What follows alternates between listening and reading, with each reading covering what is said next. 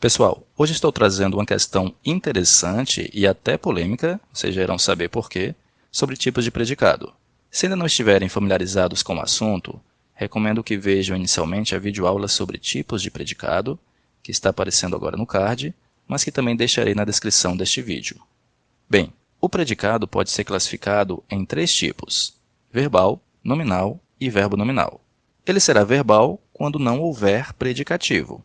Não havendo predicativo, a palavra mais importante do predicado, isto é, seu núcleo, acaba sendo o verbo, e por isso o predicado é dito verbal. Se aparecer predicativo, poderão ocorrer os dois casos remanescentes, predicado nominal ou verbo nominal. Para tirar a dúvida, a gente olha mais uma vez para o verbo. Se o verbo for de ligação, o predicado é nominal. Mas se observarmos que o verbo indica uma ação do sujeito, o predicado é verbo nominal. Neste caso, consideramos que há dois núcleos, pois tanto o verbo como o predicativo, ou seja, o nome, são importantes nesse predicado. Como ambos são importantes, verbo e nome, o predicado é verbo nominal. Ok? Feita essa rápida explicação, vamos analisar os itens da questão. No item A, quem acusa colegas de receitarem a droga? Alguns psiquiatras.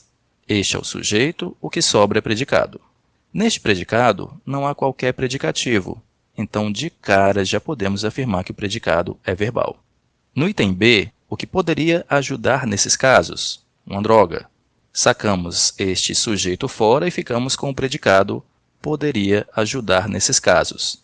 Mais uma vez, não encontramos qualquer predicativo. O predicado só pode ser verbal.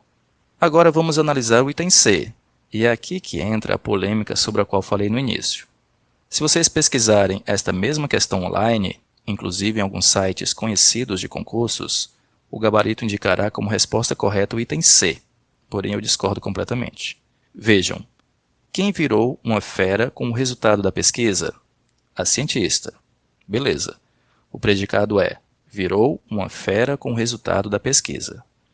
Para que de fato o predicado seja verbal, como propõe o item, o verbo virar deve ser um verbo de ação, o que no meu entendimento não é verdade. Neste contexto, a cientista não está realmente praticando a ação de virar alguma coisa, no sentido de entornar algo, por exemplo. O verbo virar, na verdade, está indicando uma mudança de condição ou de estado, no sentido de que a cientista se transformou em uma fera. E seguindo nessa mesma linha de raciocínio, podemos afirmar também que fera sugere uma característica do sujeito. Logo, é um predicativo. Na presença de predicativo e verbo de ligação, o predicado é nominal.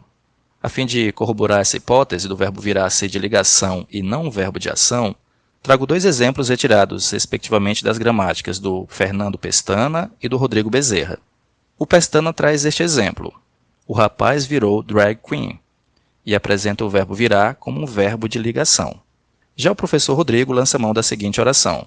O carro, após a capotagem, virou um monte de ferros retorcidos e também classifica o verbo virar como verbo de ligação. Vocês podem observar que há mesmo uma similaridade entre esses dois exemplos e o item C. Passando para o item D, notamos uma estrutura típica de predicado nominal. Sujeito mais verbo ser como verbo de ligação e predicativo do sujeito. Então, na minha avaliação, esta que deve ser marcada como a alternativa correta. O item E segue a mesma estrutura. Logo, o predicado também é nominal e não verbal. Deu para entender, pessoal? Qualquer dúvida, deixem nos comentários. Lembrando que todos os dias, às 19 horas, trazemos para vocês alguma questão de concursos já realizados para discutirmos. Inscrevam-se agora no canal para não perderem as próximas resoluções.